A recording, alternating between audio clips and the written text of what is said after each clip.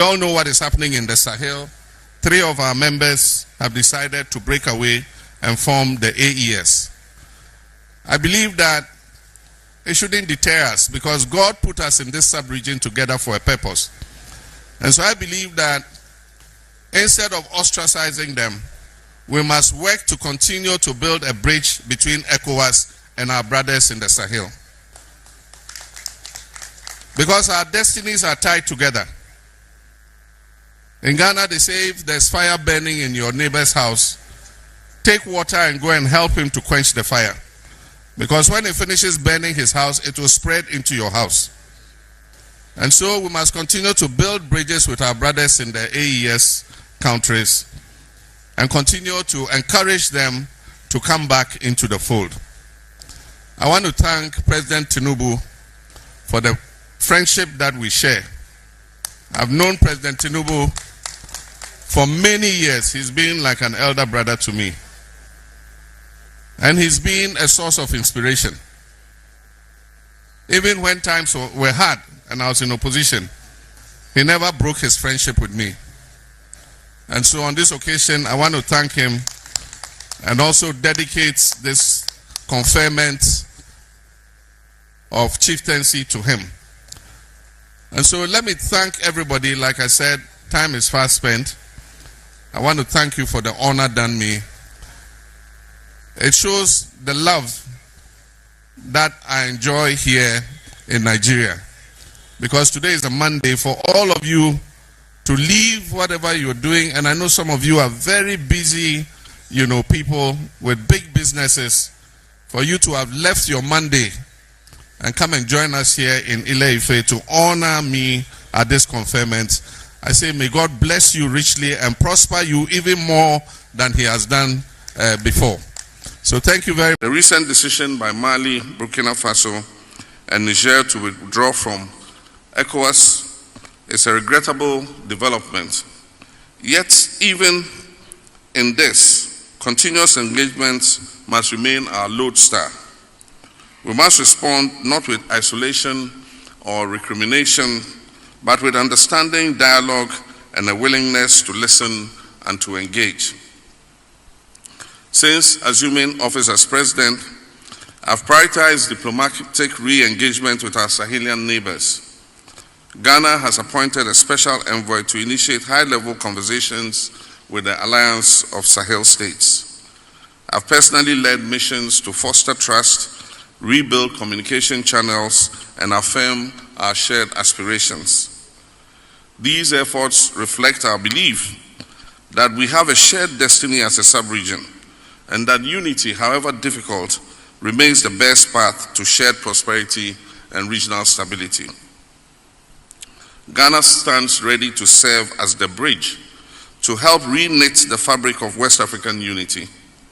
We believe that through sustained dialogue, patient diplomacy, and principled negotiation, we can restore cohesion and rebuild trust in our community. This period, ladies and gentlemen, calls for even greater solidarity and understanding for the difficult challenges that confront our brothers in the Sahelian states. Diplomacy is not only about resolving disputes, it's about creating the conditions for peace, for inclusion and progress. It is about fostering mutual respect and advancing our common interests. We will not allow coup after coup in African separation.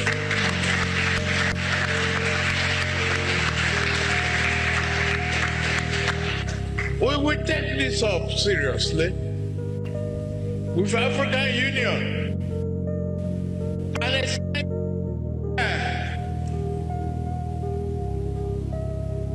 to the European Union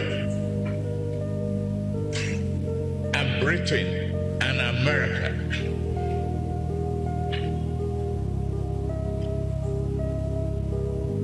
Take it up. It's a challenge. Yes, democracy is very tough to manage, but it's the best form of government. And we also ascribe to it. We must bite back We can't sit like toothless bulldog in ECOWAS. For the confidence reposed in me, I pledge to you, Your Excellencies, distinguished ladies and gentlemen, that I will do my best. I am just new. This is my first. I'm giving a surprise package. We work collectively to pursue inclusive economic integration of West Africa sub-region. We should serve a warning to exploiters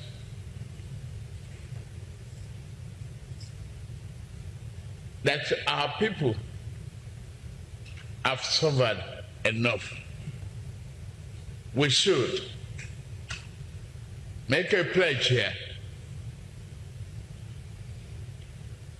that in furtherance of our region's economic recovery and growth,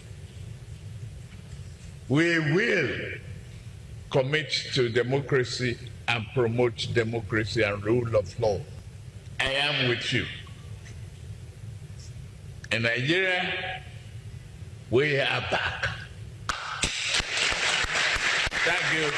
Mahama is one of the African presidents today who is doing great, doing good by pushing African agendas and trying to speak about the agenda of unity, because John Mahama is the president of Ghana, and Ghana is the country that had the first president who was Kwame Nkrumah. The Kwame Nkrumah president vision was to unite Africa, and I'm so proud to see that the country that had the strongest man in Africa, who was trying to push the agenda of Africa's unity, African independence, and freedom, again produced a great man by the name John Mahama, who is fighting against the imperials, who is doing great by pushing the agenda of Africa's unity and development. Today, this is the only president that I have ever saw trying to support the leaders from Sahel. The Ibrahim Traore and his alliance in Sahel. But the remaining African leaders have always going against them. Why? Because they feel like if they support this man, all those leaders, they are going to face maybe resistance or rebellion from their own people. But why John Mahama decided to do this? Because he believes in himself, and he believes that what he's doing is what is supposed to be done by any leader towards his people. So John Mahama is one of the African leaders whose people today in Africa are celebrating as the best leaders in Africa, because this is one of the leaders who is trying to stand up to speak about the Africa's independence. Today, he has just woke up and faced the African leaders, telling them that you don't have touch Sahel leaders. These are our brothers. They're doing what is supposed to be done. No matter where side they are, no matter what they are doing, no matter what they are standing by, they are doing what we're supposed to do as Africans. If you can remember, during the time of inauguration ceremony of John Mahama in Ghana, Ibrahim Traore was re-invited. And when Traore came to the podium to address the people, when his name was mentioned, the crowd cheered and celebrated the name of Ibrahim Traore than any other leader. And John Mahama was so surprised to see that incident. And days after, Mahama went on to meet with Ibrahim Traore and tried to talk to him, telling him that he's so proud of him. Because when he attended the inauguration ceremony, he was the only person who received the highest applause from the crowd. That means that people are appreciating what he's doing. This means that people are satisfied from what he's doing. This means that people are so good or well, are so okay with what this man is standing up and doing. Why people never celebrated any other leader? Because we had many leaders in Africa, from Africa, who attended that ceremony. And again, in another clip, I saw John Mahama trying to address African leaders, telling them that if people can can stand up and start to cheer the name of Ibrahim Traore whenever he's being mentioned, then you have to ask yourself questions. Why people are cheering his name when every time he's being mentioned? This means that there is a problem. There is a problem within the African leaders, and they know where the problem is. The only thing they have to do is to wake up and make sure that they find the problem and solve it. Because you don't have to close your eyes when you know where the problem is. People cannot just be waking up, standing up every time to cheer and celebrate the military leader, whom other leaders are calling undemocratic, while you, as the African leaders and democratic leaders, people are fighting and demonstrating against your regime. People are demonstrating because they want you to get out of office. People are celebrating because they don't want you to be their leader. But in other way around, people are celebrating so that Traore can extend his power in office. Don't you see there is a problem? There is a problem, and a big, very, very, very big problem. That's why I stand today to tell you the truth as African youth. That we as the African youth, we are watching, and we will continue pushing this. We will continue speaking about this. We will continue preaching and advocating this, because African leaders cannot do this. They can't stand up and speak or address anything positive towards these military leaders, because what they know is that these people are undemocratic leaders, that the military leaders, they are the terrorists, but not the leaders. That's how they think about it. They will not address it, but we will address it until something happens, until change comes to Africa. I'm so proud to the people of Ghana, because you get the leader. I do remember there's a time Pierre Lumumba, professor from Kenya, was saying that at this time it is very hard in Africa to get the change or to get a good leader through the ballot. I remember the speech of Kizza Besigye, who is today rotting the jail in the country of Uganda, because he was trying to speak the truth. And he told the people of Uganda that ballot cannot bring change in the country of Uganda, but revolution. The ballot would have not brought change in Sahel, in Burkina Faso, in Niger, in Mali, but revolution. Traore said that for us to get what we need to fight. For us to get what we want in Africa, we need to fight. We need to go to go to revolution. This will bring what we need to have in Africa, but not the ballot, because the ballot have never brought change, but the ballot have brought change in the country of Ghana. That's why today they are having the best democratic leader in Africa, who is trying to push the agenda of Africa, fighting for the Africa's interest. I'm so proud of the people of Uganda. You have the leader, not a politician. Recently, Professor Pierre Lumumba has said that in Africa we are having a problem of counting the votes. We are going towards the election in less than 20 million people, but we cannot manage to count election, because everyone that is contesting to this presidential seat is a winner. No one is a loser. So what are we going to do?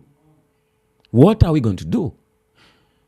It is a time that I think we as Africans, we just have to stand up and make the decision that we feel it's going to help us. We are going to vote, but we are going to make sure that we get the best leader that we need through that ballot. We are going to make the history by getting the leader that we need through the ballot, because all the leaders that we have been electing, they have never got the chance to represent us. But we have been getting the leaders whom other people need them to come and represent us, so that they can just get our access our countries through them. They're just working like agent to other people, pushing other people's agenda, but not African agenda. That's what has been always going in Africa. And we are going to change this no matter what happens. As African youth, from the pressure and the force that is coming out, something must happen, and we are going to change this totally and get what we want to get. Let me have your voice in the comment section. Be blessed. Love and appreciate you are doing great by tuning in this channel to the Black History, where we speak the truth and uncover the untold stories. And may be blessed and peace out as we connect to the next episode, and be blessed.